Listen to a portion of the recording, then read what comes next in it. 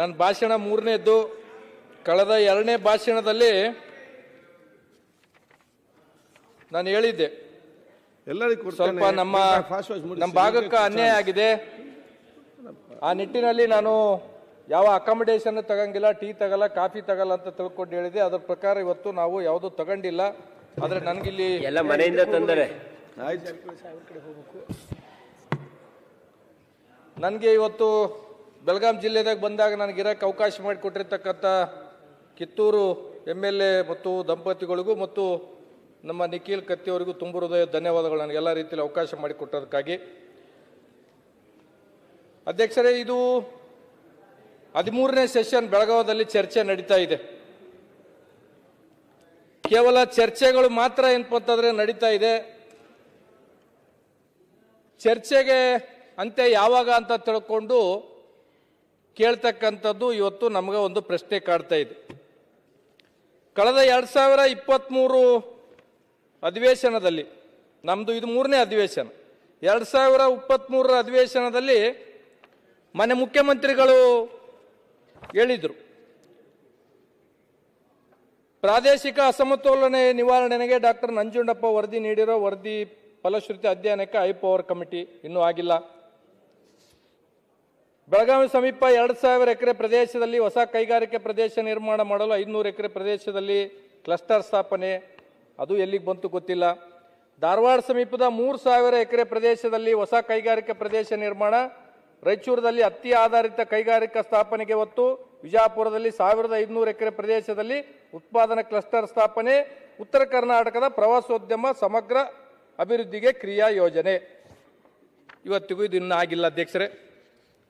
24ರಲ್ಲಿ ಅಧ್ಯಕ್ಷರೇ ಮನೆ ಮುಖ್ಯಮಂತ್ರಿಗಳು ಘೋಷಣೆ ಮಾಡಿದರು, ಮೂಲಸೌಕರ್ಯಕ್ಕೆ 4000 ಕೋಟಿ. ಅಧಿವೇಶನದಲ್ಲಿ ಸಿದ್ದರಾಮಯ್ಯ ಅವರ ಪ್ರಕಟ, ಉತ್ತರಕ್ಕೆ ಪಂಚ ಸಂಕಲ್ಪ.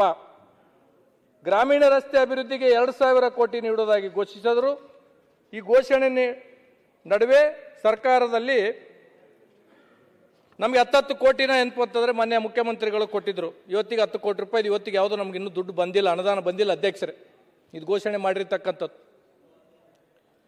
ನಂಜುಂಡಪ್ಪ ವರದಿನ ಹೋಗಿ ಗೋವಿಂದರಾವ್ ವರದಿ ಅಂತ ತಿಳ್ಕೊಂಡು ಮಾಡಿದ್ರು. ಕಳಿಸಲ 2024ರ ಬೆಳಗಾವಿ ಅಧಿವೇಶನದಲ್ಲಿ ಮಾನ್ಯ ಮುಖ್ಯಮಂತ್ರಿಗಳು ಹೇಳಿದ್ರು 6 ತಿಂಗಳಲ್ಲಿ ವರದಿನ ಮಾಡಿಸ್ತೀವಿ ಅಂತ ತಿಳ್ಕೊಂಡು ಹೇಳಿದ್ರು. ಇನ್ನೂ ಅದನ್ನ ಏನಪ್ಪಂತಂದ್ರೆ ಆಗಿಲ್ಲ ಅಧ್ಯಕ್ಷರು.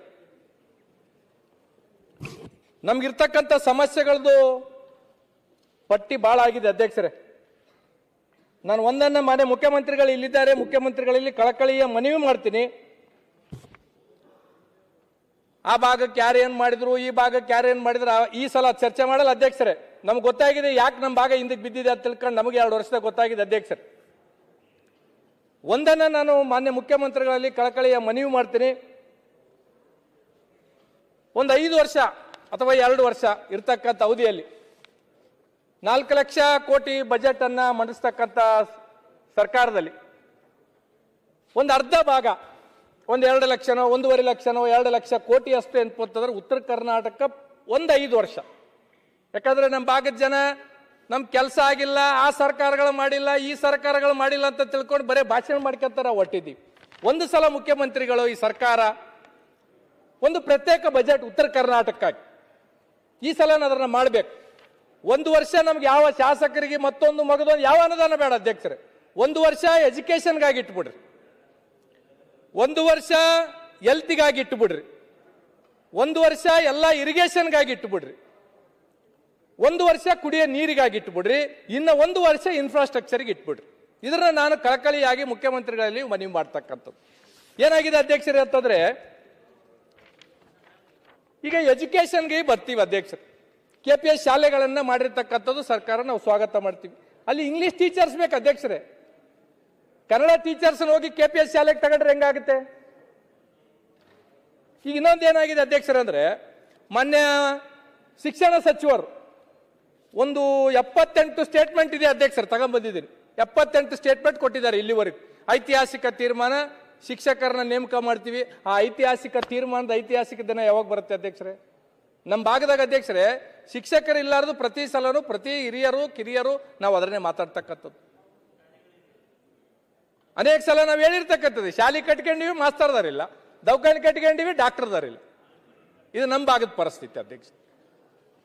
ಏನಾಗಿದೆ ಅಧ್ಯಕ್ಷರೇ ಅಂದ್ರೆ ನಮ್ಮಲ್ಲಿ ಶಿಕ್ಷಣದ ಬಗ್ಗೆ ಹೆಚ್ಚು ಅರಿವಿಲ್ಲ.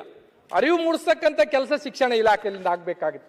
ಇವತ್ತು ಎಷ್ಟೋ ಜನ ಮಕ್ಕಳು ಏನಪ್ಪಂತಂದ್ರೆ ನಮ್ಮಲ್ಲಿ 5ನೇದು 6ನೇದು ಓದ್ತಕ್ಕಂಥ ಶಾಲೆಗೆ ಓದ್ತಕ್ಕಂಥ ಮಕ್ಕಳು ಏನಪ್ಪಂದ್ರೆ ಲೇಬರ್ ಕೆಲಸಕ್ಕೆ ಹೋಗ್ತಾರ. ಲೇಬರ್ ಡಿಪಾರ್ಟ್ಮೆಂಟ್ದವ್ರು ಇವತ್ತಿಗೂ ಯಾದಗಿರಿ ಜಿಲ್ಲೆದಾಗ ಒಂದು ಏನಪ್ಪಂತಂದ್ರೆ FIR ಮಾಡಿಲ್ಲ. ನಮ್ಮ ಭಾಗದಾಗ ಅನ್ಪ ಒಂದು ಅವೇರ್ನೆಸ್ ಕಾರ್ಯಕ್ರಮನ ಮಾಡಬೇಕಾಗಿತ್ತು ಅಧ್ಯಕ್ಷರು. ಇವತ್ತು ಸಣ್ಣ ಸಣ್ಣ ಮಕ್ಕಳು ಶಾಲೆಯಲ್ಲಿಂದ ಎಷ್ಟೋ ಜನ ಏನಂತಂದ್ರೆ ಪ್ರತಿ ವರ್ಷ ಶಾಲೆ ಬಿಡ್ತಾ ಇದ್ದಾರೆ. ಅದಕ್ಕೇನ್ ಕಾರಣ? ಮತ್ತೆ ಮರಳಿ ಶಾಲೆಗೆ ತರೋದಕ್ಕೆ ಏನ್ ಕಾರ್ಯಕ್ರಮ ಹಾಕೊಂಡಿದ್ವಿ, ಅದನ್ನ ಅವೇರ್ನೆಸ್ ಗ್ರಾಮೀಣ ಪ್ರದೇಶದಲ್ಲಿ ಅದು ಇಲ್ಲಾರ್ದಂಗ ಆಗಿರ್ತಕ್ಕಂಥದ್ದಿದೆ. ಇವತ್ತು ಒಂದನ್ನ ನಮ್ಗೆ ಯಾರೋ ಬಂದು ಹೇಳ್ತಾ ಇದ್ರು, ಶಿಕ್ಷಕರು ಡಿಗ್ರಿ ಕಾಲೇಜ್ ಲೆಕ್ಚರ್ಗೆ ಏನ್ಪಡ್ತಾರೆ ಒಂದು 6,000 ಶಿಕ್ಷಕರು ಏನಪ್ಪ ಸುಪ್ರೀಂ ಕೋರ್ಟ್ ಆರ್ಡರ್ಲಿಂದ ಅತಂತ್ರವಾಗಿದ್ದಾರೆ. ಅವ್ರಿಗೇನಾದ್ರೂ ಶಾಶ್ವತವಾಗಿ ಸರ್ಕಾರ ಏನಾದರೂ ಮಾಡಬೇಕಾಗ್ತದೆ. ದಿನನಿತ್ಯ ಶಾಸಕರಿಗೆ ಮಂತ್ರಿಗಳಿಗೆ ಮನೆಗಳಿಗೆ ಬರ್ತಾರೆ, ಮನವಿ ಪತ್ರನ ಅವ್ರು ಸಲ್ಲಿಸ್ತಾರೆ. ಅದನ್ನೊಂದು ದಯಮಾಡಿ ಸರ್ಕಾರ ಮಾಡಬೇಕಂತ ತಿಳ್ಕೊಂಡು ಹೇಳ್ಬೇಕಾಗಿತ್ತು ಅಧ್ಯಕ್ಷರೇ. ನಾವು ಒಂದನ್ನ ಮನವಿ ಮಾಡ್ತಕ್ಕಂಥದ್ದು ಅಧ್ಯಕ್ಷರು, ಇವತ್ತು ಮನೆ ಮುಖ್ಯಮಂತ್ರಿಗಳು ಇಲ್ಲಿದ್ದಾರೆ. ಆರೋಗ್ಯ ಇಲಾಖೆದ ಬಗ್ಗೆ ನಮ್ಮ ತಂದೆಯವರು ಇರುವಾಗ ಮಾನ್ಯ ಮುಖ್ಯಮಂತ್ರಿಗಳು ಒಂದ್ಸಲ ಫೋನ್ನಲ್ಲಿ ಮಾತಾಡಿ ಹೇಳಿದರು, ನಾಗನಗೌಡ್ರೆ ನಾನು ಇರುವಾಗ ಗುರುಮಿಟ್ ಕಾಲಿಗೆ ಒಂದು 100 ಬೆಡ್ ಆಸ್ಪತ್ರೆ ಕೊಡ್ತೀನಿ ಅಂತ ತಿಳ್ಕೊಂಡು ಮಾನ್ಯ ಮುಖ್ಯಮಂತ್ರಿಗಳು ಹೇಳಿದ್ರು. ಮಾನ್ಯ ಮುಖ್ಯಮಂತ್ರಿಗಳಿಗೂ ಗೊತ್ತು, ಇವತ್ತು ನಮ್ಮ ತಂದೆಯವರು ಇಲ್ಲ, ದಯಮಾಡಿ ಅದೊಂದು 50 ಬೆಡ್ಡಿಗೆ ಇದ್ದುದು 100 ಬೆಡ್ ತಾವಿದ್ದೀರಂತ ಇಲ್ಲಿ ಮನವಿ ಮಾಡ್ತಾ ಇದ್ದೀನಿ ಸರ್. 50 ಬೆಡ್ ಇದ್ದುದು 100 ಬೆಡ್ಡಿಗೆ ಅದೊಂದು ಮಾಡಿಕೊಡ್ಬೇಕಂತ ತಿಳ್ಕೊಂಡು ಮನವಿ ಮಾಡ್ತೀನಿ ಸರ್. ನಮ್ಮಲ್ಲಿ ಏನಾಗಿದೆ ಸರ್, ಈ ವರ್ಷದಲ್ಲಿ ಇಡೀ ರಾಜ್ಯದಲ್ಲಿ ಅತಿ ಹೆಚ್ಚು ಪೆಸ್ಟಿಸೈಡ್ ಬಳಸ್ತಕ್ಕಂಥದ್ದು ಕಲ್ಯಾಣ ಕರ್ನಾಟಕ, ಅದರಲ್ಲಿ ವಿಶೇಷವಾಗಿ ಯಾದಗಿರಿ ಮತ್ತು ವಿಜಯನಗರ ಅತಿ ಹೆಚ್ಚು ಪೆಸ್ಟಿಸೈಡ್ ಅನ್ನ ನಾವು ಬಳಸ್ತಾ ಇದ್ವಿ. ಈ ಪೆಸ್ಟಿಸೈಡ್ ಅನ್ನ ಬಳಸ್ತಕ್ಕಂಥದ್ದು ಕೃಷಿ ಇಲಾಖೆದವ್ರು ಇರ್ಬೋದು ಅಥವಾ ಸರ್ಕಾರದವ್ರು ಇರ್ಬೋದು, ಇದರಿಂದ ಏನು ಅನಾಹುತಗಳು ಆಗ್ತದಂತ ತಿಳ್ಕೊಂಡು ಇವತ್ತಿಗೂ ನಮ್ಮಲ್ಲಿ ನಮ್ಮ ರೈತರಿಗೆ ಯಾವ ತರದ ಅವೇರ್ನೆಸ್ ಕಾರ್ಯಕ್ರಮ ಕೊಟ್ಟಿಲ್ಲ. ನಮ್ಮ ಕರೆಮಕ್ಕವರು ಹೇಳ್ತಾ ಇದ್ರು ಕ್ಯಾನ್ಸರ್ಗಳು ಬಹಳ ಆಗ್ತಾ ಇದೆ ಅಂತ. ನಮ್ಮ ಹೈದರಾಬಾದು ಮತ್ತು ಬಾಂಬೆ ಕಡೆಗೆ ಹೋದ್ರೆ ಅಧ್ಯಕ್ಷರೇ, ಹೈದರಾಬಾದ್ ಖಾಸಗಿ ಹಾಸ್ಪಿಟಲ್ನಾಗ ಕಲ್ಯಾಣ ಕರ್ನಾಟಕದ ಪ್ರತಿ ವರ್ಷ 2,000ಕ್ಕೂ ಹೆಚ್ಚು ಪೇಷಂಟ್ಗಳು ಅಡ್ಮಿಟ್ ಆಗ್ತಾ ಇತ್ತು. ಇದಕ್ಕೆ ಕಾರಣ ಏನಪ್ಪ ನಾವು ಪ್ಲಾಸ್ಟಿಕ್ ಯೂಸ್ ಮಾಡೋದಕ್ಕಿರ್ಬೋದು, ಇದಕ್ಕೆ ಕಾರಣ ನಾವು ಹೆಚ್ಚು ಏನಪ್ಪ ಪೆಸ್ಟಿಸೈಡ್ ಯೂಸ್ ಮಾಡ್ತಕ್ಕಂಥದ್ದು ಇರ್ಬೋದು. ಇದ್ರ ಬಗ್ಗೆ ಸರ್ಕಾರ ಏನಪ್ಪ ನಮ್ಮ ಭಾಗದ ಜನಕ ಈ ಸಲ ಕೃಷಿ ಇಲಾಖೆ ಅಧಿಕಾರಿಗಳು ಕೊಟ್ಟಿರ್ತಕ್ಕಂಥ ವರದಿಯಲ್ಲಿ ಅಧ್ಯಕ್ಷರೇ ಅತಿ ಹೆಚ್ಚು ಪೆಸ್ಟಿಸೈಡ್ ಯಾದಗಿರಿ ಜಿಲ್ಲೆನ ನಾವು ಯೂಸ್ ಮಾಡಿರ್ತಕ್ಕಂಥದ್ದು. ಇದ್ರ ಬಗ್ಗೆ ಸ್ವಲ್ಪ ಸರ್ಕಾರ ಹೆಚ್ಚು ಗಮನ ಹರಿಸಬೇಕಾಗಿತ್ತು. ಆಮೇಲೆ ಅಧ್ಯಕ್ಷರೇ, ನಾವು ನಮ್ಮ ಕಮಿಟಿಯಲ್ಲಿ ಕೋನರೆಡ್ಡಿ ಅವರು ನಮ್ಮ ಕಮಿಟಿ ಅಧ್ಯಕ್ಷರು, ನಾವು ಕೊಪ್ಪಳ ರಾಯಚೂರು ಮಹಿಳಾ ಮತ್ತು ಮಕ್ಕಳ ಇಲಾಖೆ ಕಡೆಯಿಂದ ಹೋಗಿದ್ವಿ. ಹೋದಾಗ ನಾವು ಅಲ್ಲೆಲ್ಲ ಗರ್ಭಿಣಿ ಸ್ತ್ರೀಯರ ತಾಯಿ ಕಾರ್ಡ್ಗಳನ್ನು ಪರೀಕ್ಷೆ ಮಾಡಿದ್ವಿ. ನಾನು ನನ್ನ ಕ್ಷೇತ್ರದಲ್ಲಿ ಎಲ್ಲ ಆಸ್ಪತ್ರೆಗಳಿಗೆ ಹೋದಾಗ ಅಧ್ಯಕ್ಷರೇ, ಪ್ರೆಗ್ನೆಂಟ್ ಆಗಿರ್ತಕ್ಕಂಥ ತಾಯಿಯಂದಿರು ಹಿಮೋಗ್ಲೋಬಿನ್ 10, 11 ಇರುತ್ತೆ ಅಧ್ಯಕ್ಷರೇ. ಅವ್ರು ಪ್ರೆಗ್ನೆಂಟ್ ಆದ್ಮೇಲೆ ಆಸ್ಪತ್ರೆಗೆ ಬಂದ್ರೆ ಜಾಸ್ತಿ ಆಗ್ಬೇಕು, 10ರಿಂದ 9ಕ್ಕೆ ಬರುತ್ತೆ, 8ಕ್ಕೆ ಬರುತ್ತೆ, 7ಕ್ಕೆ ಬರುತ್ತೆ. 7ಕ್ಕೆ ಬಂದ್ಮೇಲೆ ಅವ್ರನ್ನ ಗೌರ್ಮೆಂಟ್ ಹಾಸ್ಪಿಟಲ್ಗೆ ಯಾದಗಿರಿಗೋ ರಾಯಚೂರಿಗೋ ಕಲಬುರಗಿಗೋ ಕಳಿಸ್ತೀವಿ. ಅವಾಗ ಏನ್ಪತ್ತಂದ್ರೆ ತಾಯಿ ಸಾಯ್ತಾಳ ಗೊತ್ತಿಲ್ಲ, ಮಗು ಸಾಯ್ತದೋ ಗೊತ್ತಿಲ್ಲ. ಇದಕ್ಕೆ ಏನಾಗ್ತಾ ಇದೆ ಅಂತ ತಿಳ್ಕೊಂಡು ಮಾನ್ಯ ಕಾರ್ಯದರ್ಶಿಗಳಿಗೆ ಮೊನ್ನೆ ಕೇಳಿದಾಗ ಒಂದೇನೋ ಇಂಜೆಕ್ಷನ್ ಏನೋ ಕೊಡ್ತಾ ಇದ್ದಾರೆ ಅಂತ. ಆ ಇಂಜೆಕ್ಷನ್ ಇನ್ನೂ ನಮ್ಮ ಭಾಗಕ್ಕೆ ಬಂದಿಲ್ಲ ಅಧ್ಯಕ್ಷರು. ಯಾಕಂದ್ರೆ ನಮ್ಮಲ್ಲಿ ಪೌಷ್ಟಿಕಾಂಶ ಇರ್ಬೋದು ಅಥವಾ ಆರೋಗ್ಯದ ಬಗ್ಗೆ ನಮ್ಗೆ ಹೆಚ್ಚಿನ ಅರಿವು ಇಲ್ಲಾರ್ದಿರ್ಬೋದು, ಅದರಲ್ಲಿಂದ ಸಮಸ್ಯೆ ಆಗ್ತಾ ಇತ್ತು. ಇದು ಸರ್ಕಾರ ಆ ಇಂಜೆಕ್ಷನ್ಗಳನ್ನ ನಂಬಲ್ಲಿ ಕೊಡಬೇಕಾಗಿತ್ತು. ಮೊನ್ನೆ ಮುಖ್ಯಮಂತ್ರಿಗಳು ಕಳಿಸಲ ಹೇಳಿದ್ರು, ಕಲ್ಯಾಣ ಕರ್ನಾಟಕ PHCಗಳಿಗೆ ಫೈನಾನ್ಷಿಯಲಿ ಆಗಿ ಯಾವುದೇ ತರದ್ದು ಕೊಡಬೇಕಾಗಿತ್ತಂದ್ರೆ ಅದಕ್ಕೆ ಯಾವ ಮಾನದಂಡಗಳು ಇಲ್ಲ ಅಂತ ತಿಳ್ಕೊಂಡು ಹೇಳಿದ್ದಾರೆ. ಈಗ ನಮ್ಮ ಕ್ಷೇತ್ರದಲ್ಲಿ ನಮ್ಮ ಭಾಗದಾಗ ನಾವು PHCಗಳನ್ನು ಕೇಳಿದ್ರೆ ಇಲ್ಲ 20,000ಕ್ಕೂ ಹೆಚ್ಚು ಜನಸಂಖ್ಯೆ ಇದ್ರೆ ಮಾತ್ರ PHCಗಳನ್ನು ಕೊಡ್ತೀವಿ ಅಂತ ತಿಳ್ಕೊಂಡು ಹೇಳ್ತಾ ಇದ್ದಾರೆ. ಈ ಎಲ್ಲ ರಿಲ್ಯಾಕ್ಸೇಷನ್ಸ್ ಅನ್ನ ನಮಗೆ ಕೊಡ್ಬೇಕು. ಈಗ ಇನ್ನೊಂದು ಏನಾಗಿದೆ ಅಧ್ಯಕ್ಷರೇ ಅಂದ್ರೆ, ಒಂದು ಆರೋಗ್ಯ ಇಲಾಖೆದವರು ಒಂದು ಆದೇಶ ಹೊರಡಿಸಿದ್ದಾರೆ. ಈ CHCದಾಗಿರ್ತಕ್ಕಂಥ PHCದಾಗಿರ್ತಕ್ಕಂಥ ಸ್ಪೆಷಲಿಸ್ಟ್ಗಳನ್ನ ತಾಲೂಕಾ ಆಸ್ಪತ್ರೆಗಳಿಗೆ ಶಿಫ್ಟ್ ಮಾಡ್ಬೇಕಂತ ತಿಳ್ಕೊಂಡು, ಇಲ್ಲೇ ಇರ್ತಕ್ಕಂಥ ಮುಖ್ಯಮಂತ್ರಿಗಳಲ್ಲಿ ನಾನು ಮನವಿ ಮಾಡ್ತಕ್ಕಂಥದ್ದು ಇಷ್ಟೇ, ನಮ್ಮಲ್ಲಿ ಆರೋಗ್ಯದ ಅರಿವು ಬಹಳ ಕಡಿಮೆ ಇದೆ ಕಲ್ಯಾಣ ಕರ್ನಾಟಕದಲ್ಲಿ ಅಥವಾ ಉತ್ತರ ಕರ್ನಾಟಕದಲ್ಲಿ. ಈ ಆದೇಶಕ್ಕೆ ಸ್ವಲ್ಪ ನಮ್ಮ ಭಾಗಕ್ಕೆ ರಿಲ್ಯಾಕ್ಸೇಷನ್ ಕೊಡ್ಬೇಕಂತ ತಿಳ್ಕೊಂಡು ತಮ್ಮ ಮುಖಾಂತರ ನಾನು ಕಳಕಳಿಯಾಗಿ ಅವರಲ್ಲಿ ಮನವಿ ಮಾಡ್ತಕ್ಕಂಥದ್ದು ಅಧ್ಯಕ್ಷರೇ. ನಮ್ಮ ಸಭಾಧ್ಯಕ್ಷರೇ, ಅದು PHC ಬಗ್ಗೆ ತಾವೇನು ಮಾತಾಡ್ತಾ ಇದ್ದೀರಿ, ಅದಕ್ಕೆಲ್ಲ IPHS ಸ್ಟ್ಯಾಂಡರ್ಡ್ ಪ್ರಕಾರನೇ ಮಾಡಬೇಕು.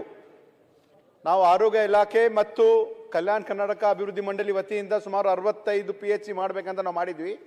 ಆದರೆ ಅದರದ್ದೆಲ್ಲ rules and regulation IPH standard ಇದೆ, ಅದರ ಪ್ರಕಾರನೇ ಮಾಡಬಹುದು. ಸರ್, ಈಗ ಮುಖ್ಯಮಂತ್ರಿಗಳು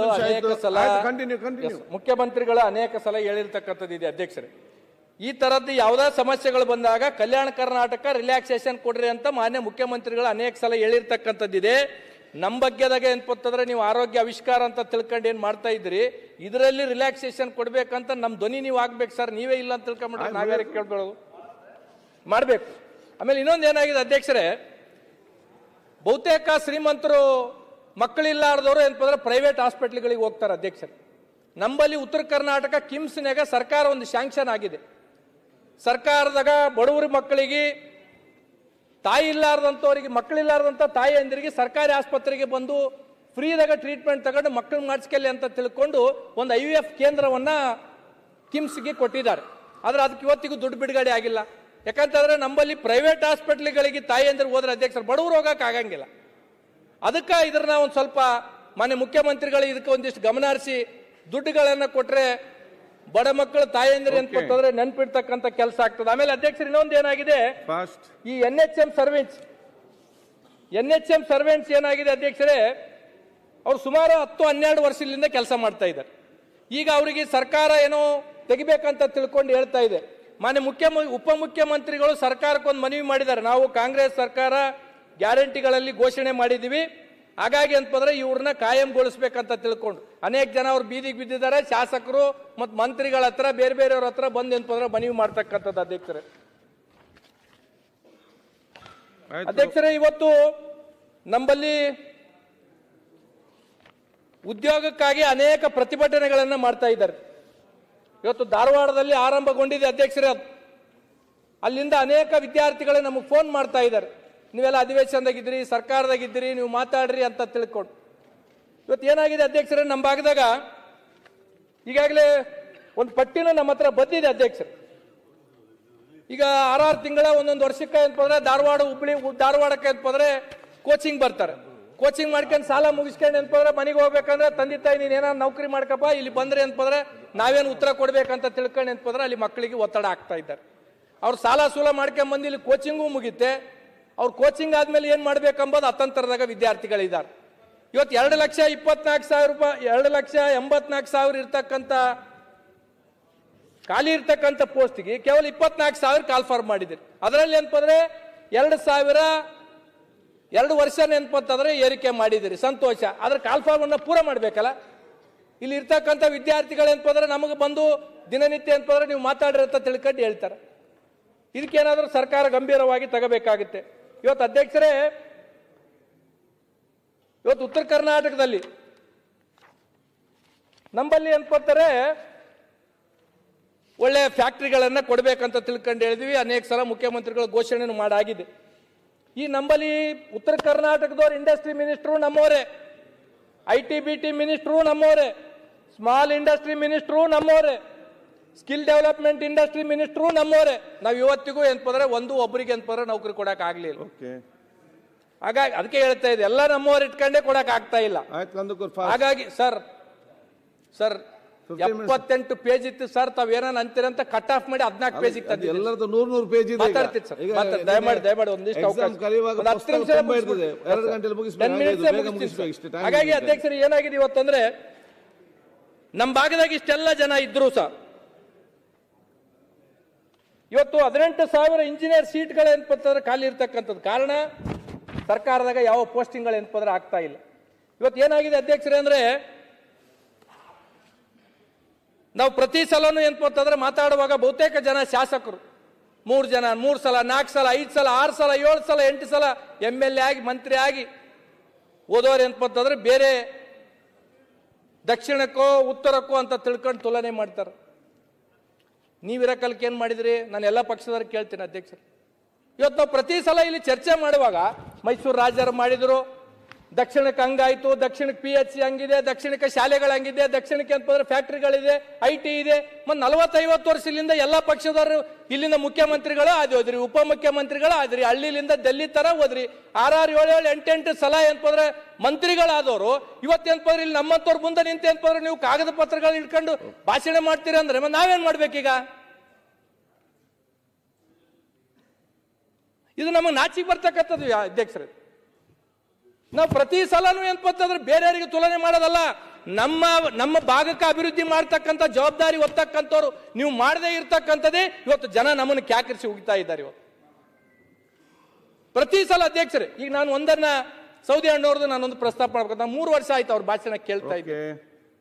3 ವರ್ಷದಿಂದನೇ ಏನಪ್ಪ ಅದು ಕಾಟಾದ್ದು ಹೇಳ್ತಾರೆ. ಈ ಸಲ ಅದು ಇದು ಹೇಳಿಲ್ಲ ಅಣ್ಣ, ಕಬ್ಬು ದಾಟದ ಒಂದು ಬ್ರಿಡ್ಜ್ ಹೇಳಿಲ್ಲ, 2 ವರ್ಷ ಹೇಳಿದ್ರಿ ಜಮಖಂಡಿ ತಾಲೂಕದ. ಸರ್ ಅನೇಕ ಸಲ ನಾನು ರಾಯರೆಡ್ಡಿ ಅವ್ರದ್ದು ಕಳೆದ ಸಲ ಭಾಷಣ ಮಾಡಿರ್ತಕ್ಕಂಥದ್ದು ಪಾಯಿಂಟ್ ಬರ್ಕೊಂಡಿದ್ದೀನಿ ಸರ್. ಈ ಸಲ ಸರ್ ಅವ್ರು ಹಿರಿಯರು ಏನ್ಪತ್ತವ್ರು ಈ ರೀತಿ ಮಾಡಿದ್ರೆ ನಾವೇನ್ ಮಾಡ್ಬೇಕಂತ. ಕಳೆದ ಸಲ ಏನೇನೋ ರಾಯರೆಡ್ಡಿ ಅವ್ರು ಮಾತಾಡಿದ್ದಾರೆ ಸರ್, ಈ ಸಲ ಅದೇ ಸೇಮ್ ಹೇಳಿದ್ದಾರೆ ಸರ್. ನೀವು 6 ಸಲ ಈ ಕಡೆ ಇದ್ದವ್ರು ಈ ಕಡೆ ಇದ್ದಾರೆ, ಯಾವ್ದು ಪಾರ್ಟಿಗೆ ಹೇಳಂಗಿಲ್ಲ ಸರ್. ಸರ್ ನೀವು 7-8 ಸಲ MLA ಆಗಿಗಳು ನೀವೇ ಬಂದು ಏನಪ್ಪಂದ್ರೆ ಈ ರೀತಿ ಪ್ರಶ್ನೆ ಕೇಳಿದ್ರೆ ನಾವು ಒಂದ್ಸಲ ಆದವ್ರು ನಾವೇನ್ ಮಾಡ್ಬೇಕೀಗ? ನಾವ್ ಯಾರಿಗ ಹೋಗಿ ಕೇಳಬೇಕು? ಅದಕ್ಕೆ ಅಧ್ಯಕ್ಷರೇ, ಒಂದು ಏನಪ್ಪಂದ್ರೆ ನಾವು ಆಯ್ಕೆ ಮಾಡಿ ಕಳಿಸಿರ್ತಕ್ಕಂಥ ಜನರ ಬದಲಾವಣೆ ಆಗ್ಬೇಕಿಲ್ಲ, ನಾವ ಬದಲಾವಣೆ ಆಗ್ಬೇಕಾಗ್ತದೆ. ನಮ್ಮ ಜನ ಹಂಗೆ ಇದ್ದಾರೆ, ಯಾರು ಕೆಲಸ ಮಾಡ್ತಾರ ಅವ್ರಿಗೆ ಮಾಡಂಗಿಲ್ಲ. ಯಾವನೊಬ್ಬ ಜಾತಿ ಅಂತ ತಿಳ್ಕೊಂಡು ಬಂದು ಹೇಳ್ತಾನೆ, ಯಾವನೊಬ್ಬ ದುಡ್ಡು ಅಂತ ತಿಳ್ಕೊಂಡು ಬಂದು ಹೇಳ್ತಾನೆ, ಎಲೆಕ್ಷನ್ ಬಂದು ಡೋಂಗಿತನ ಮಾಡ್ತಾರ, ಅಂತವ್ರಿಗೆ ಓಟ್ ಹಾಕಿದ್ರೆ ಇಂದ ಬಾಯಿಗೆ ಬಂದಾಗ ನಮ್ ಬೈಬಿಡ್ತಾರೆ. ಇದು ನಮ್ಮ ಪರಿಸ್ಥಿತಿ ಅಧ್ಯಕ್ಷ. ಒಂದನ್ನ ಉದಾಹರಣೆನ ನಾನು ಕೊಡ್ಬೇಕಾಗಿತ್ತು ಅಧ್ಯಕ್ಷರೇ. ಒಂದು ತಾಯಿ ಮಗುವಿಗೆ ಅಂತಂದ್ರೆ ಪಿಕ್ನಿಕ್ ಕಳಿಸ್ತಾಳೆ ಅಧ್ಯಕ್ಷರೇ, ಬಹಳ ನೋವಿನಿಂದ ಹೇಳ್ಬೇಕಾಗ್ತದೆ ಅಧ್ಯಕ್ಷರೇ. ಒಂದು ತಾಯಿ ಮಗುವಿಗೆ ಪಿಕ್ನಿಕ್ ಕಳಿಸಿದಾಗ ಹೊಸ ಬಟ್ಟೆ ಹಾಕ್ತಾಳ, ಬೂಟ್ ಹಾಕ್ತಾಳ, ಟೈ ಹಾಕ್ತಾಳ, ಚಂದ ಪೌಡರ್ ಹಚ್ಚಿ ಅಂತಂದ್ರೆ ನೋಡಪ್ಪ ನಿನಗೊಂದು ಚಲೋ ಟಿಫಿನ್ ಬುತ್ತಿ ಕಟ್ಟಿದ್ದೀನಿ. ಶಿವಣ್ಣ ಒಂದ್ ನಿಮಿಷ ಕೇಳ್ರಣ್ಣ, ಶಿವರಾಜಣ್ಣ ಒಂದ್ ನಿಮಿಷ. ಪಿಕ್ನಿಕ್ ಅಂತಂದ್ರೆ ಹೋದಾಗ ತಾಯಿ ಹೇಳ್ತಾಳೆ, ನೋಡಪ್ಪ ನೀನ್ ಹೆಂಗ್ ಕಳಿಸಿನಿ, ನೀನ್ ಟಿಫನ್ ತಿನ್ಬೇಕು, ಇನ್ನೊಬ್ರದ್ದು ಯಾರ್ದು ಕೆಡಿಸ್ಬೇಡ, ಯಾರ ಸಂಗಟ ಜಗಳಾಡ್ಬೇಡ, ನೀನ್ ಹೆಂಗ್ ಹೋಗಿದ್ ಹಂಗ ಬಂದ್ರೆ ಮುಂದಿನ ಸಲ ನೀನು ಪಿಕ್ನಿಕ್ ಕಳಿಸ್ತೀನಿ, ಇಲ್ಲ ಅಂತಂದ್ರೆ ಕಳ್ಸಂಗಿಲ್ಲ ಅಂತ ತಿಳ್ಕೊಂಡು ಹೇಳಿ ಕಳಿಸ್ತಾರ. ಹಂಗ ಏನಪ್ಪಂತಂದ್ರೆ ತಾಯಿ ಎಂಬ ಮತದಾರರು 5 ವರ್ಷ ನಮ್ಮನ್ನು ಪಿಕ್ನಿಕ್ ಕಳಿಸ್ತಾರ ಅಧ್ಯಕ್ಷರೇ. ನಾವು ಆತ್ಮವಂಚನೆ ಮಾಡ್ಕೊಂಡು ಕೆಲಸ ಮಾಡಬಾರ್ದು, ಆತ್ಮ ಸಾಕ್ಷಿಯಾಗಿ ಕೆಲಸ ಮಾಡಿದಾಗ ಮಾತ್ರ ಮತ್ತೊಮ್ಮೆ ಆ ತಾಯಿ ಮತದಾರ 5 ವರ್ಷ ನಮಗೆ ಪಿಕ್ನಿಕ್ ಕಳಿಸ್ತಾರ ಅಧ್ಯಕ್ಷರೇ. ಇವತ್ತು ಇರಿಗೇಷನ್ ಬಗ್ಗೆ ಏನಪ್ಪಂತಂದ್ರೆ ಹೇಳ್ತಾರ ಅಧ್ಯಕ್ಷರೇ. ಇವತ್ತು ಕೃಷ್ಣಾ ಪ್ರಾಜೆಕ್ಟ್ ನ ಮಾನ್ಯ ಮುಖ್ಯಮಂತ್ರಿಗಳು ಹೇಳಿದ್ರು, ಅದನ್ನ 2 ವರ್ಷದಾಗ ಮುಗಿಸ್ತಾರೋ ಎಷ್ಟು ವರ್ಷದಾಗ ಮುಗಿಸ್ತಾರೋ ಅದನ್ನ ಏನಪ್ಪಂದ್ರೆ ಕೊನೆಯ ಅವರ ಉತ್ತರದಲ್ಲಿ ಹೇಳ್ಬೇಕಾಗುತ್ತೆ. ಇವತ್ತು ತುಂಗಾಭದ್ರಾ ಗೇಟ್ ಇಂದ ಸಮಸ್ಯೆ ಆಗಿದೆ ಅಧ್ಯಕ್ಷರೇ.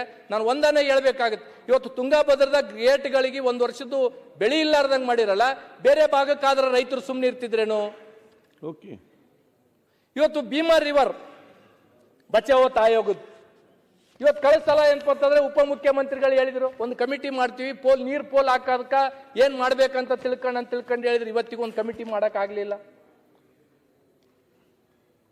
ಇವತ್ತು ನಂಬಲ್ಲಿ ಅಧ್ಯಕ್ಷರೇ ನಿಜಾಮರು ಯಾವುದೋ ಬ್ರಿಟಿಷರ್ ಕಾಲದಾಗ ಕಟ್ಟಿರ್ತಕ್ಕಂಥ ಅತ್ತಿಕುಣಿ ಮತ್ತು ಸೌದಾಗರ ಡ್ಯಾಮ್ ಅಂತ ತಿಳ್ಕೊಂಡಿದೆ, ನೀರಿದೆ ಕಾಲುವೆಗಳಿಗೆ ಅಂತಂದ್ರೆ. ನಾನು ಅನೇಕ ಸಲ ಉಪಮುಖ್ಯಮಂತ್ರಿಗಳಿಗೆ ಭೇಟಿಯಾಗಿ ಅಂತವ್ರು ಮನವಿ ಮಾಡಿದ್ವಿ. ಯಾವಾಗಲೂ ಭೇಟಿ ಆದಾಗೆಲ್ಲ ಉಪಮುಖ್ಯಮಂತ್ರಿಗಳು ನನ್ನ ಜೊತೆ ಬಹಳ ಚಂದ ಮಾತಾಡಿ ಮೋಟಿವೇಟೆಡ್ ಸ್ಪೀಚ್ ಮಾಡ್ತಾರೆ. ಇವತ್ತಿಗೂ ನನಗೆ ₹1 ಕೊಡ್ಲಿಲ್ಲ.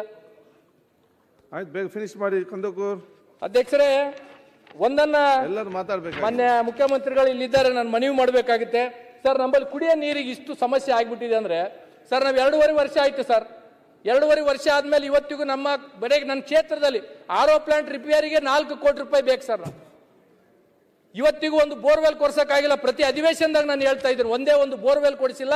ಹಿಂದೆ ಕೊಡಿಸಿರ್ತಕ್ಕಂಥ ಬೋರ್ವೆಲ್ ₹90 ಲಕ್ಷ ಸೆಕ್ರೆಟರಿಲಿಂದ CS ತರ ನಾನು ಲೆಟರ್ ಹಾಕಿ ನನ್ನ ಒಂದು ಬುಕ್ ಲೆಟರ್ ಪ್ಯಾಡ್ ಹೋಯ್ತು.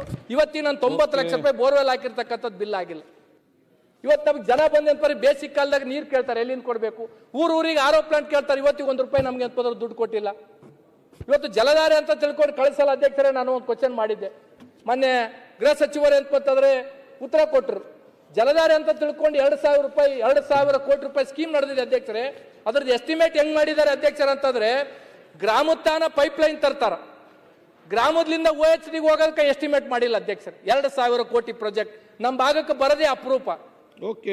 ಇಂಥ ಪ್ರಾಜೆಕ್ಟ್ಗಳನ್ನ ಏನಂದ್ರೆ ಸರ್ಕಾರ ಯಾವ ರೀತಿ ನೋಡುತ್ತೆ? ಇದ್ರ ಬಗ್ಗೆ ಏನಾದ್ರೂ ಗಮನ ಹರಿಸಬೇಕು. ಮನೆ ಗೃಹ ಮಂತ್ರಿಗಳು ಇಲ್ಲೇ ಇದ್ದಾರೆ, ಕಳೆದ ಸಲ ಅವರೇ ಉತ್ತರ ಕೊಟ್ಟಿದ್ರು. ನಾನು ಕನ್ಕ್ಲೂಡ್ ಮಾಡಿ. ಹಾಗಾಗಿ ಅಧ್ಯಕ್ಷರಿಗೆ ಏನಾಗಿದೆ ಅಧ್ಯಕ್ಷರೇ, ಜಿಲ್ಲಾ ಪಂಚಾಯತಿ, ತಾಲೂಕು ಪಂಚಾಯತಿ ಅನ್ಟೈಡ್ ಫಂಡ್ ಅಂತ ಬರುತ್ತೆ.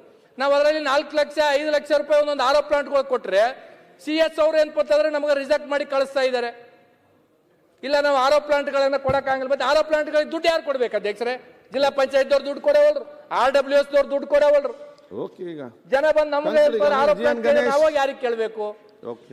ಇದ್ರ ಬಗ್ಗೆ ಸರ್ಕಾರ ಮಾನ್ಯ ಮುಖ್ಯಮಂತ್ರಿಗಳು ವಿಶೇಷವಾಗಿ ಕುಡಿಯೋ ನೀರಿಗಾಗಿ ಇವತ್ತು ಫ್ಲಶ್ ಮಾಡ್ಸಕ್ಕೂ ನಮ್ಮ ಹತ್ರ ದುಡ್ಡಿಲ್ಲ, ಬೋರ್ವೆಲ್ ಫ್ಲಶ್ ಮಾಡ್ಸಕ್ಕೆ ದುಡ್ಡಿಲ್ಲ ನಮ್ಮ ಹತ್ರ.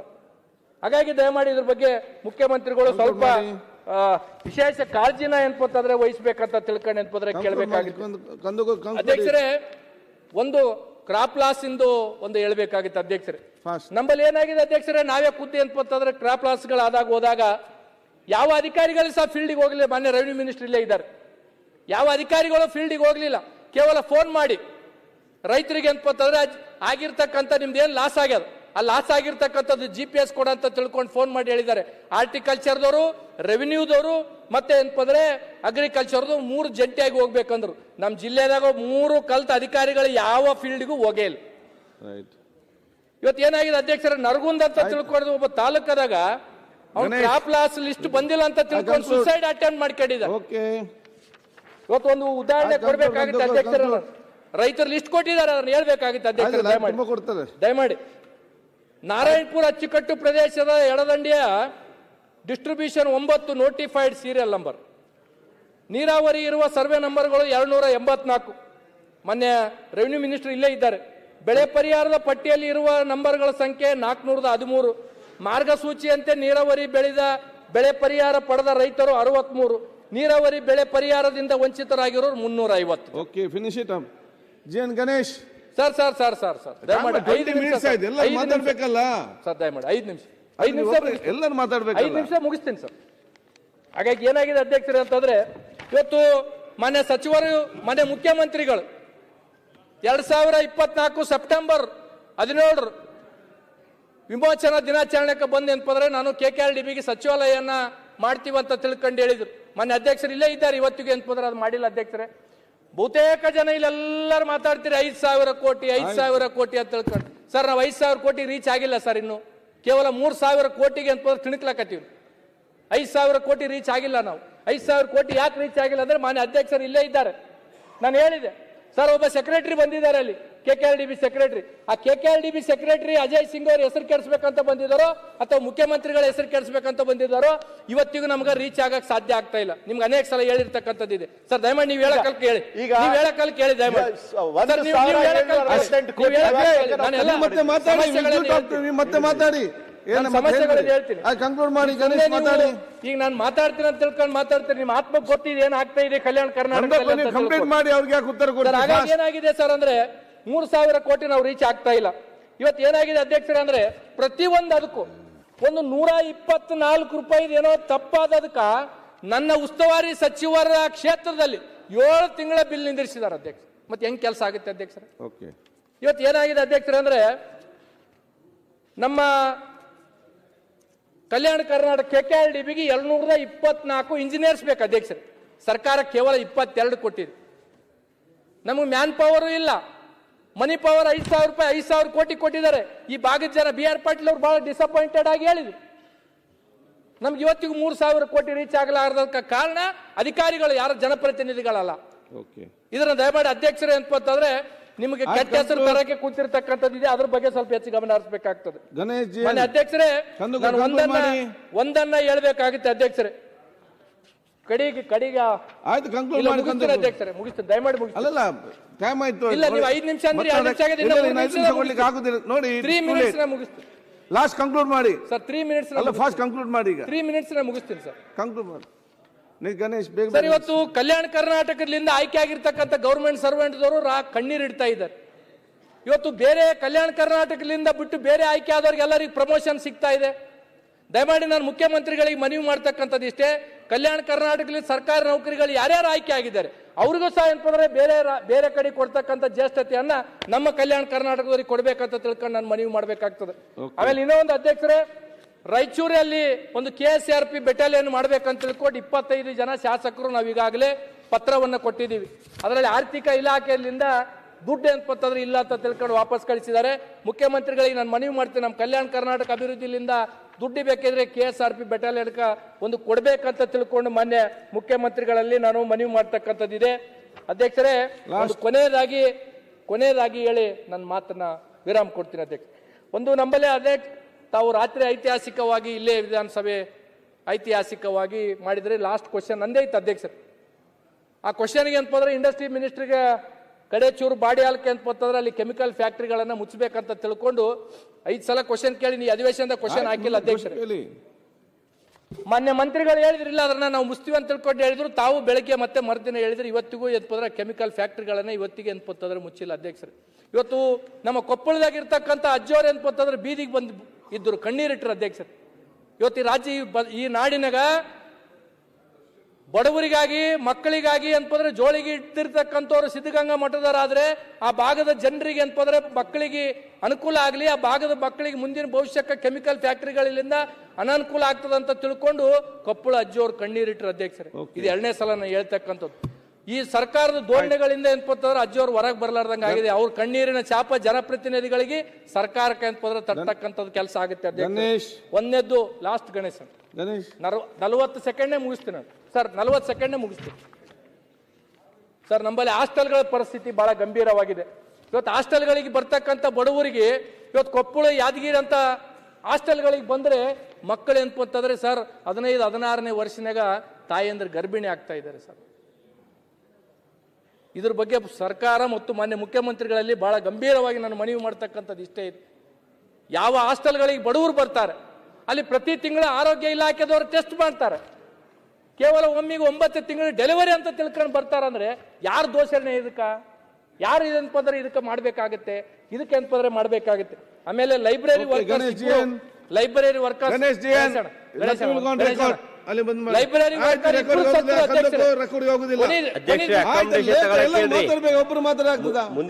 ಅಧ್ಯಕ್ಷರೇ, ಲೈಬ್ರರಿ ವರ್ಕರ್ ಇಬ್ಬರು ಸತ್ರು. ಸರ್ಕಾರ ಸೌಜನ್ಯಕ್ಕೂ ಅಲ್ಲಿ ಇರ್ತಕ್ಕಂಥ ಇಲಾಖೆದವರು ಮಾತಾಡ್ಲಿಲ್ಲ. ಹಾಗಾಗಿ ನಾನು ಒಂದನ್ನ ಕೊನೆಯದಾಗಿ ನಾನು ಹೇಳ್ತಕ್ಕಂಥದ್ದು ಇಷ್ಟೇ ಅಧ್ಯಕ್ಷರೇ.